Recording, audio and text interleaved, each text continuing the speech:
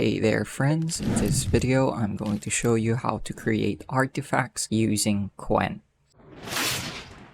So what are artifacts? Artifacts are, you can think of them as simple web programs or application that the AI can generate. So for example, I want to create a simple expense tracker. Artifacts would be how I would do them. So to get started, open a new chat by clicking on the new chat button at the top left and then clicking on the plus button in the prompt bar. So here we can click on more or mouse over more and this shows us a few more options. So let's go ahead and click on artifacts, and when you click on artifacts it's going to show you a few examples here, but let's use the idea I originally had. So generate a daily expense tracker. There should be fields where I can input individual expenses and sources. It should create a summary of the totals for each day and month.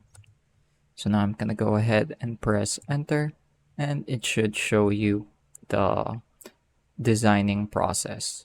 As you can see here at the right hand side of our screen, it shows you the code that it's writing as it creates the artifact. So this is a bit different from actually creating a program, because artifacts are web apps, so they are hosted and interacted through the internet. So I'm going to give it a few minutes to generate, and I'll be back once it's done. Alright, so it's finished generating, and here is the preview it has created for me. So expense tracker, let's go to April. So let's say I'm going to add date today, and let's say I spent $10, add expense. It should show up here, or description, food, add expense. So it's finished generating, and here is the expense tracker it's generated. So as you can see, here are the expenses and incomes. So let's say we add some income, 500, it should show up. So here's the finished product it's generated for us. As you can see, here's our expense tracker. So you can have your expenses and your income, your recent transactions, as well as the monthly salary or monthly summary that I wanted to see.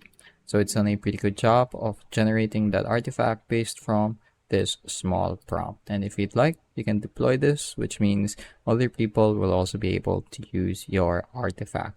So it's a really nice little trick. It's a really nice feature that you can use if you want to generate a tool for a specific problem you'd like to address. So that's it for this video. I hope I was able to teach you something new and something useful. And as always, thank you for watching.